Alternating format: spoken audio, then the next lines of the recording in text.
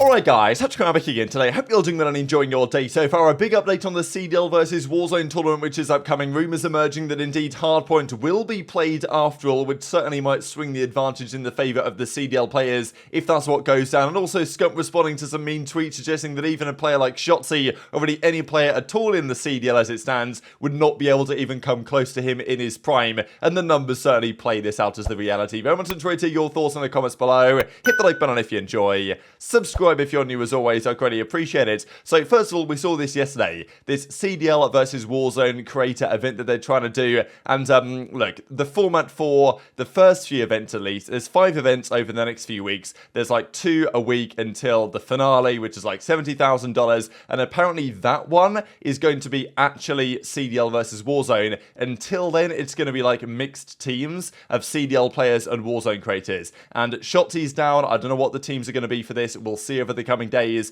but I think a lot of pros are down to do this, and Zoomer and others have done a great job in actually making this happen. But the question was, is the format fair enough? You want it to be an actual contest, right? If all they're playing is 4v4 hardpoint with 4 CDL pros on one team and 4 Warzone creators on another team, you know, we know how it's going to end. So they want to try and find a middle ground where, especially in the finale, where it actually is apparently going to be CDL players versus Warzone players, there is more of an actual battle, and we don't know necessarily who's going to win before it begins. For example, if they just played Warzone kill races, the Warzone players would win, because they actually know where to go and what they're doing and stuff like this, the routes to take and all this. And the rumour had it that it was going to be Warzone for part of it, and then Search and Destroy for the other part. But it's like, in Search and Destroy, it's not really, I don't think the CDL pros have a mega advantage in that game. But okay, they have some slight edge, but Search and Destroy can be a bit 50-50 at times, and a lot of the Warzone guys, they know how to play Search and Destroy. It's not rocket science. But, you know, Hardpoint definitely does take, I think, a next level of teamwork and chemistry and cohesion in this type of stuff. So this is why Ben J. Nassim said, alright, Merc, you've got a good point.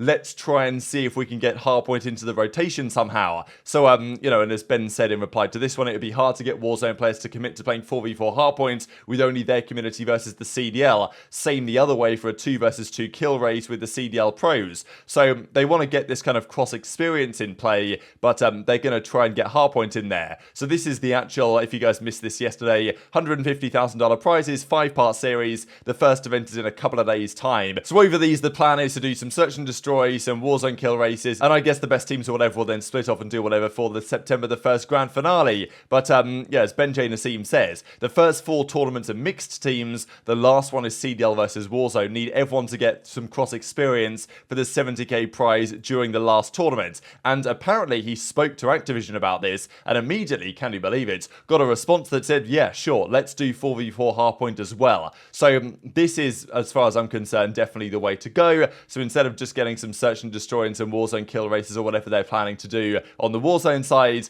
they will get some 4v4 Hardpoint in there. And this is another big one as well. Sound EQ is banned for the CDL game mode tournaments, which is, this is going to be really interesting, right? Now, apparently they're using it in Warzone, so I think people say that you need it over there. I don't know, well, we'll see what Paul says on that in a second. But this is actually kind of crazy, right? So they can ban Sound EQ from Activision is saying, look, you're not allowed to use it for these 4v4 Hardpoint, 4v4 searches in this after the season is over tournament. Now, you couldn't use it on LAN at Champs or Major 5 or whatever this season, but online, it was kind of fair game. The CDL didn't ban it. They said, well, we can't really stop you, so if you're going to use it, go for it. But now, in this, like, post-season tournament, they'd be like, no, it's banned. But can you enforce this, right? What if somebody forgets to turn it off?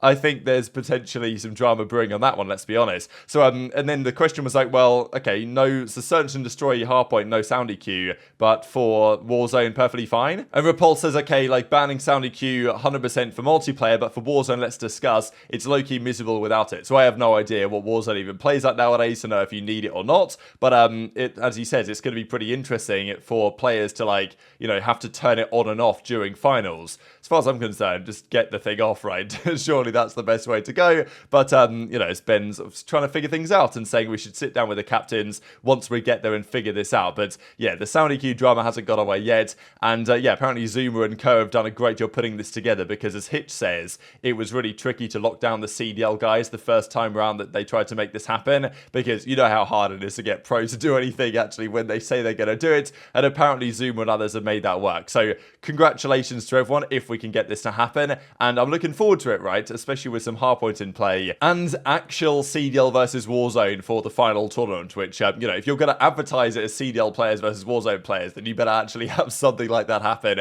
at least at the finale. Now, before we get into this Scump versus Shotzzy thing, did think this is pretty funny from Crone. I didn't even know who this was until like a day, 2 days ago. This is Bobby Altoff, right? You guys might not know about this. And I think she does these like awkward interviews with rappers, basically seems to be the genre. I've never watched any of them, so I can't really tell you if they're good content or not, but, you know, people seem to like them. So people were suggesting that it'd be great content to have her basically interview Shotzzy, because, I mean, I'm sure this would be a wild ride. Like, to see Shotzzy sit down for like an hour to try and talk about stuff, I mean, it'd be hilarious, I'm not gonna lie. So Crow tweets about this, and then Shotzzy says, let's make it happen at Scump. And I'm like, why are you atting Scump? As Scump says, like, what, man? You're literally Shotzzy. Like, you can make this happen yourself if you want to. So I'm like, I don't know about that, but I think it'd be pretty entertaining to see. If you guys have seen any of this content, you guys might have more thoughts on whether this would actually be good or not, but Crone seems to think it would be good content, so I'm inclined to buy his word on this one. Now, the other day, OpTic also came up with this read mean tweet videos or whatever. Maybe they could have chosen some better tweets. There was some discussion on that, but there were a few good responses here, and two of them I wanted to highlight.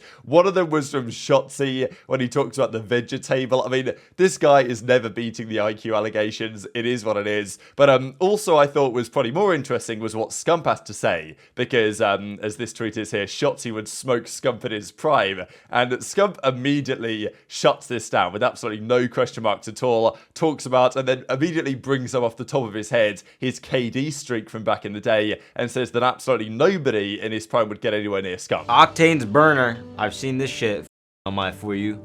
Just seen Shotzzy say that he didn't know Canada was above the US. This has to be a gimmick. Surely one cannot be such a vegetable. So, I mean, deadass, bro. I mean, deadass. I wish, listen, dude. Why would I sit here and act like I don't know, like, the States, dude? Like, that's not even funny. I mean, I guess it is funny that, like, people think I don't know. I didn't know it was gonna be funny, I guess, but I deadass don't know where, like, a lot of shit is. You'd be surprised, bro. I don't even know where Asian and all that shit that I didn't. I know it's somewhere around there, but TTV OG Rapture said Shotzzy would smoke Scump in his prime at Shotzzy.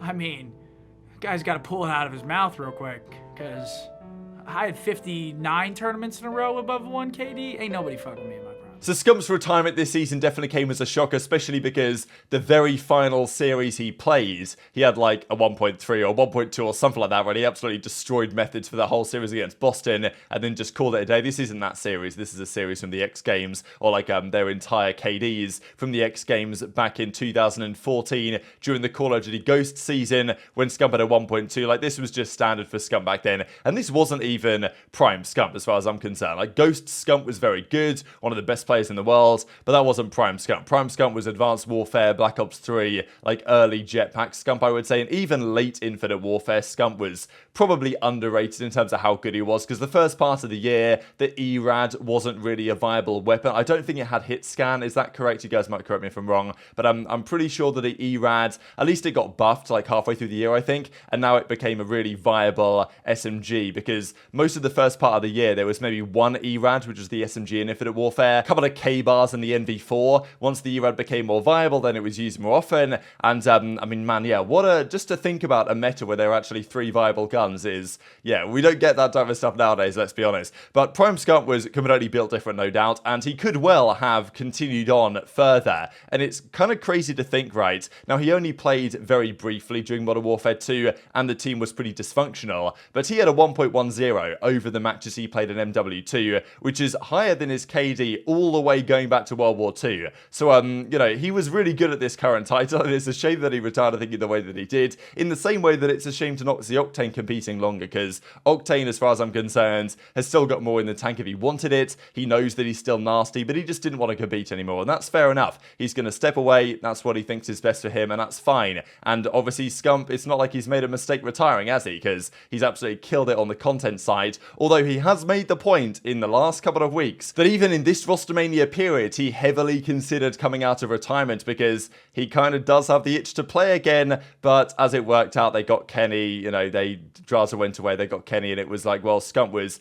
80% sure that he wanted to return, but he wasn't 100%, so he decided, you know what, it's better not to. But, you know, Treyarch's got a game coming out next year. You got to wonder what might happen there if that's the case, because if Scump wants to return, Hex will find a place on the team for Scump to return. That's simply how it is. And even though Scump, if he was to come back right now, would not be prime Scump, would not be best player in the game, I still think he's easily got the ability to be top 10 player. And even Cold War, like, I think he was really good at that game, to be fair. But early days, I mean, look at some of these numbers during the Jetpack era, especially Advanced Warfare was absolutely absurd, and people forget, I think, a little bit just how feared Scump was as a player back then. You just knew that Scump was coming into the server and just dropping 35 kills, 24 deaths on your head, like every single hardpoint map. It was pretty outrageous. And there really are not many player primes in COD history that can compare to prime Scump back in the day, especially considering that he was effectively the do-it-all SMG for those teams.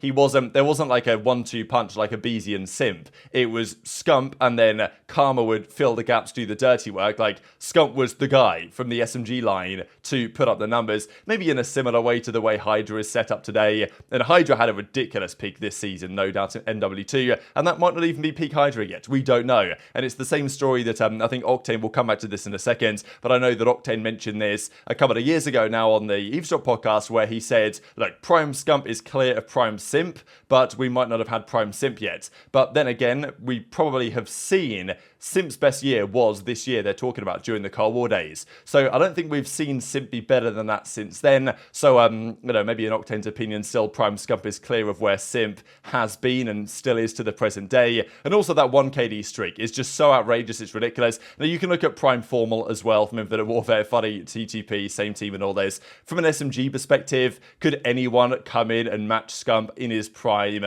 on like a 1v1 SMG basis? I don't think there's any chance. Maybe Simp could do it if his prime is even higher than it presently is, or maybe HyDra, maybe even Pred, but I think that's a long shot. Now this is the current streaks. Now this is from April, and I believe that Dashy's has now disappeared because I think he went negative at like Major 5, and this can happen, right? If he gets slammed at a tourney out first rounds, then you're quite likely to drop a 0.9 or something and lose this streak. So it's really difficult to maintain this. Now, Cellium is probably at this point on like, you know, 17, 18, 19 or so in a row. And HyDras and Prids, I think, have probably gone up by a couple as well. I think there were 2 events since April the 28th because Major 5 and Champs, I believe. So that would probably put this at about, you know, 18 for Cellium, 16 for HyDra, something like that, which is very impressive, right, to do that many a row. But Scump's record is outrageous. Scump's is nigh on 50. 47 tournaments in a row he had throughout his early days into World War II, I believe, was his final tournament. So he didn't quite get to 50, but he got to 47. And I think the one that he went negative in to break the streak was like a 0.99. If he had like one more kill at that tournament, then he would have kept the streak going for quite a bit further. But I mean, yeah, even Saint is like, there's a lot of underrated names on here that have done an incredible streak. I mean, we see like Cellium here is now probably at number 5 all time if he's got 18 in a row, and you know, Simp, and these are of course the active ones, so you know, some of these have been broken, but we see that Scump is in a completely different ballpark when it comes to a lot of these other players. And even this I thought was outrageous as well, that I was just looking up stats on this stuff. Most 1.20 plus KD events in a season, and back in, you know, let's say MW19 or World War II, quite a lot of events that year. And Advanced Warfare, there were a lot of events, but even Formal he only had 5 events in Advanced Warfare with a 1.2 and above. above. Scump had 8 as an SMG. Like, look at this list. There are no SMG players on this list at all. Slasher, Octane, Cell, Formal, Dashy, Crim, Clay, Slasher, Dashy, right? Like, there's no SMGs. No SMG in COD history, as far as I'm concerned, can really ever hope to come close to what Scump achieved. As I say, there's a couple of guys now, the likes of HyDra, the likes of Pred, that play in a similar way, and maybe at some point they can do something similar, but as it stands, I think that Scump's pretty on the money, that no one was touching him in his prime. But very much intrigued to your thoughts in the comment section below. Hit the like button if you enjoyed, subscribe if you're new, take care, and I'll see you next time.